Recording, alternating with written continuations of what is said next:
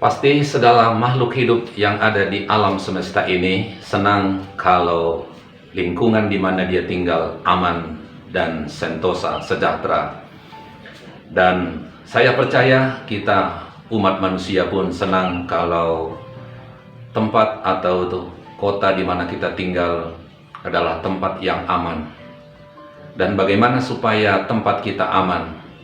Saya percaya keamanan hanya datang daripada Tuhan. Itulah sebabnya judul renungan pada kesempatan ini adalah keamanan dari Tuhan. Saya angkat ayat firman Tuhan di dalam 2 Tawarik 20 ayat 20. Saya senang ayat ini. Berkata bahwa percayalah kepada Tuhan Allahmu dan kamu akan tetap teguh. Percayalah kepada nabi-nabinya dan kamu akan berhasil. Saya senang ayat ini karena sesuai dengan kerinduan kita. Bagaimana supaya negara di mana kita tinggal atau dunia di mana kita tinggal mengalami satu keamanan. Dan rupanya satu-satunya keamanan yang bisa kita peroleh hanya datangnya daripada Tuhan. Dan kita percaya kepada nabi-nabinya.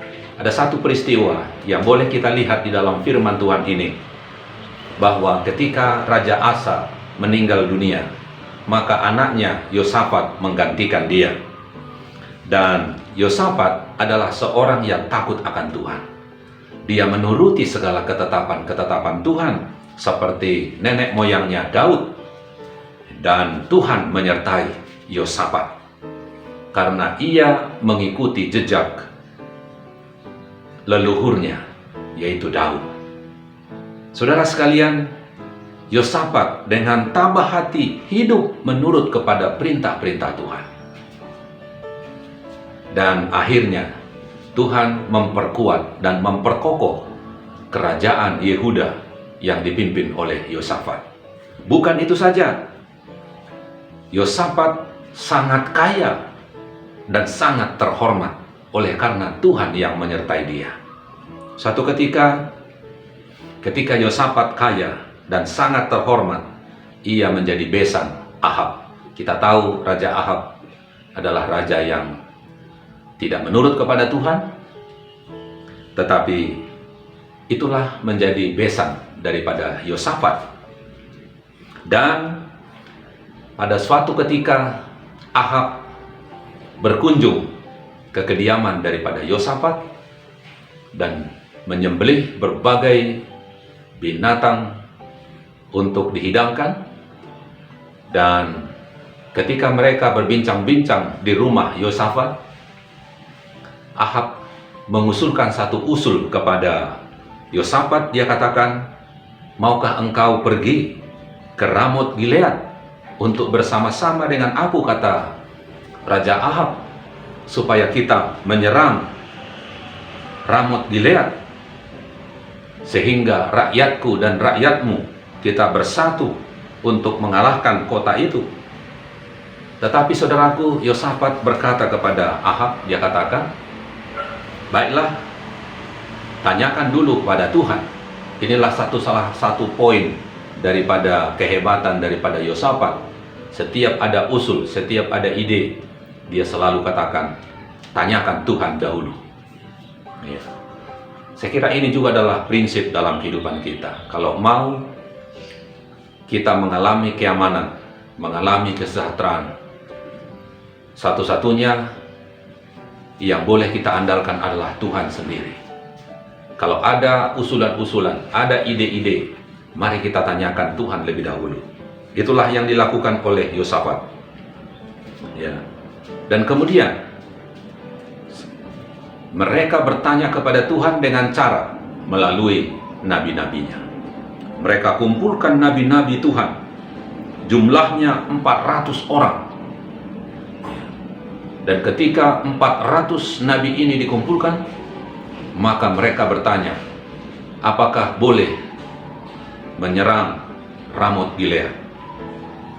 400 nabi-nabi ini berkata, majulah, kalahkan Ramot Gilead. 400 nabi ini tidak bertanya kepada Tuhan, tetapi mereka berkata atas nama diri mereka sendiri. Itulah sebabnya Yosafat berkata kepada nabi-nabi ini, masih adakah nabi yang lain di tempat ini? Mereka katakan, ada seorang nabi, namanya adalah Mika. Saudaraku, Mika adalah seorang nabi yang taat dan takut akan Tuhan.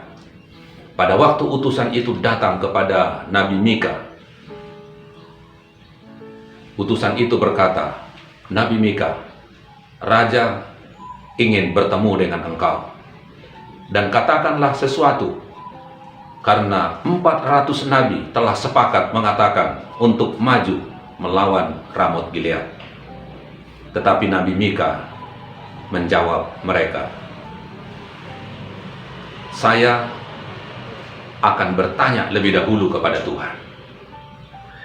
Biarkan apa yang Tuhan katakan itulah yang menjadi jawaban saya.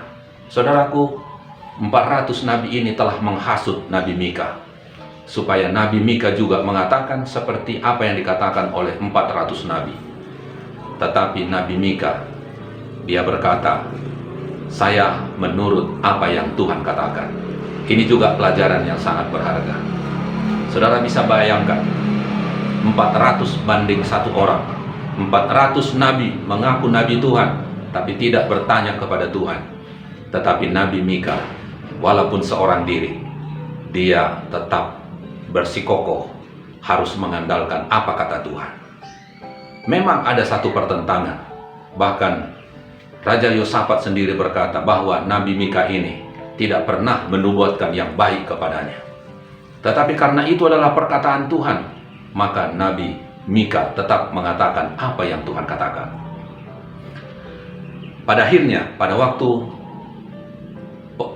terjadi peperangan, mereka menghiraukan nasihat daripada Nabi Mika. Mereka tetap maju ke Ramot Gilead. Apa yang terjadi? Akhirnya Raja Ahab mati terbunuh. Namun Raja Yosafat terluput daripada peperangan ini. Kenapa? Karena Tuhan menyertai dia. Tuhan masih berbelas kasihan kepada Yosafat. Dari cerita ini dapat kita lihat bahwa keamanan satu-satunya datang dari Tuhan. Kalau mau hidup kita aman, kalau mau kota di mana kita tinggal aman, kalau mau negara di mana kita tinggal aman, atau di dunia di mana kita tinggal aman, satu-satunya keamanan hanya datang daripada Tuhan. Percayalah kepada Tuhan, maka kita akan teguh. Percayalah kepada nabi-nabinya, tentu nabi-nabi yang benar. Walaupun 400 nabi melawan satu nabi, tapi satu nabi itu karena takut akan Tuhan, percaya kepada Tuhan, maka satu nabi itulah yang menyatakan yang benar. Percayalah kepada nabi-nabi yang benar, yang betul-betul takut akan Tuhan, maka kita akan mengalami keamanan. Tuhan memberkati kita. Amin.